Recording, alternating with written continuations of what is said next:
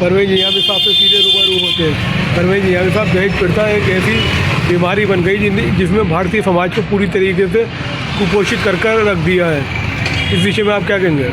देखिए, समाज के जो हसास लोग हैं, जो संवेदनशील हैं, वो इस बीमारी को मैं समझता हूँ महामारी से ख़तरनाक बीमारी मानते हैं।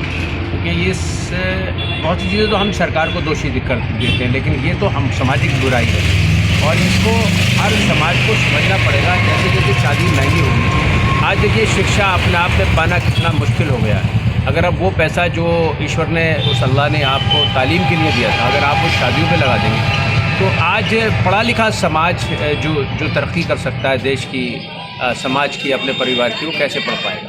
तो सबसे पहली चीज़ तो हमें इस मोज़ी बीमारी को हम सामाजिक तौर पर, चाहे वो उलमा हो, उनको भी इस पर आवाज़ उठाना पड़ेगी और आवाम को भी और ख़वास को भी। देखिए, ये बीमारी शुरू क्यों होती है? नियामी साहब, क्या आप मानते हैं इसमें जागरूकता की अब भी कमी है?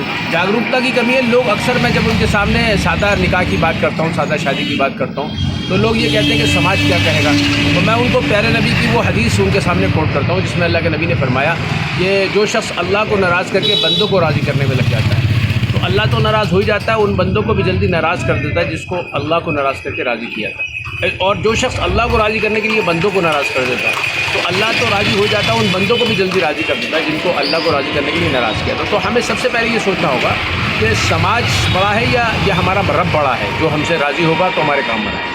नियामी जी, आपकी इसमें कुछ भागीदारी होगी आगे के लिए? देखिए, मैं सामाजिक तौर पर लोगों से ये अपील करूँगा कि ये जो खाने हैं, मैं निकाह और वलीमे के अलावा किसी प्रोग्राम में नहीं जाता।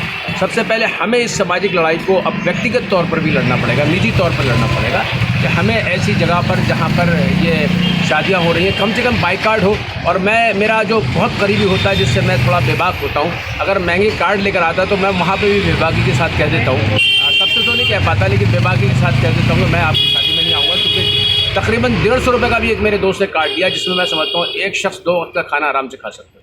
कोई आगे इसके लिए आप विज्ञापन चलाएंगे?